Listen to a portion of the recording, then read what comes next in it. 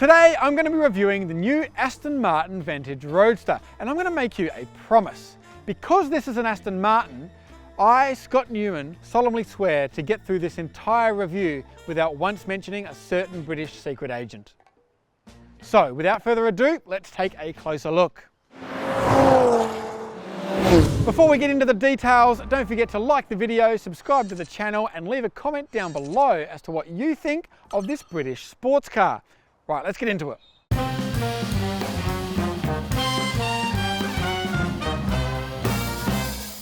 The exterior styling of the Vantage was heavily inspired by Aston's DB10 concept car, which appeared in a long-running and very popular movie franchise.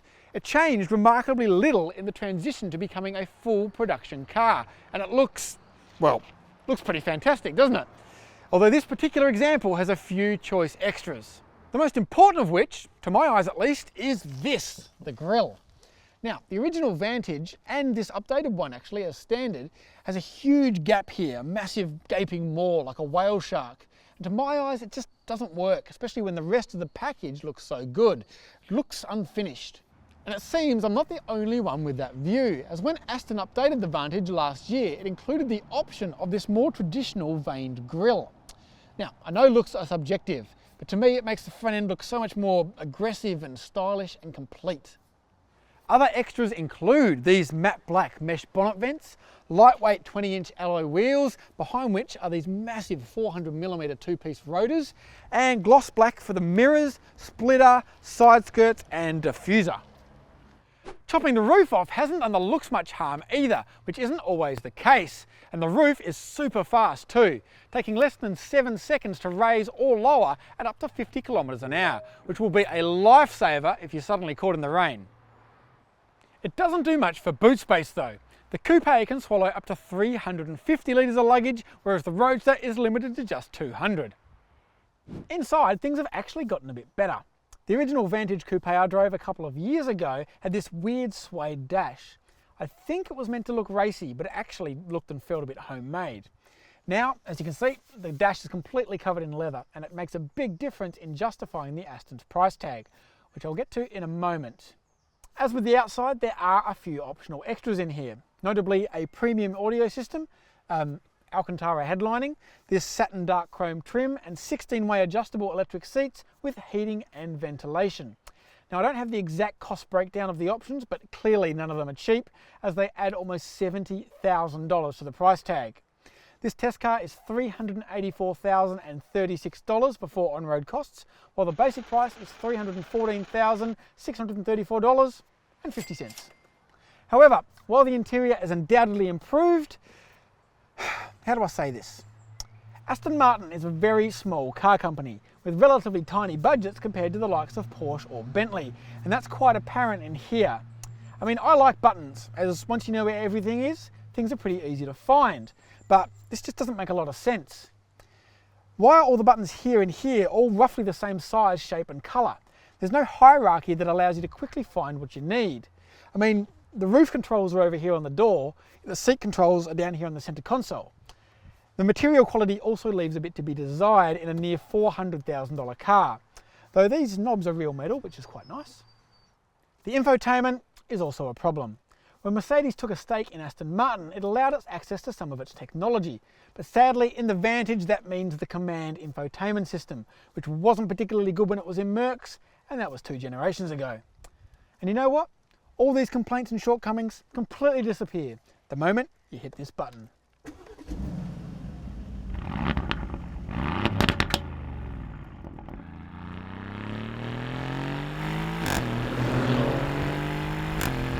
The other bit of tech Mercedes has gifted Aston Martin is the 4-litre twin-turbo V8 from the C63 AMG, and that hasn't aged one bit.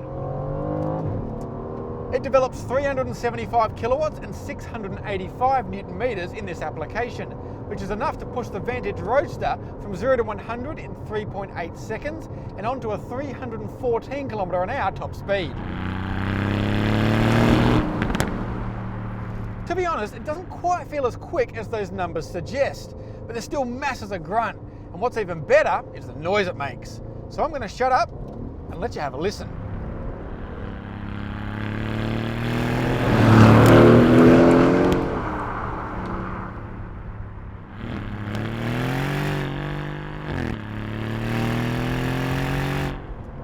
had to nitpick, and clearly I do, like the C63, the massive mid-range torque makes the top end feel a little soft in comparison to the likes of the AMG GTC or GTR, but I'm splitting hairs really.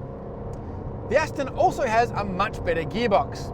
It uses a traditional ZF 8-speed torque converter automatic, rather than AMG's wet clutch MCT or dual clutch. Subsequently, it's much smoother at lower speeds, yet still plenty quick enough when you're up it. Oh, and if you're going to have fixed paddles, make them massive. Like many cars, the Vantage has multiple modes for its suspension and engine. However, unlike many cars, switching between these modes is super simple thanks to these pair of toggles on the steering wheel.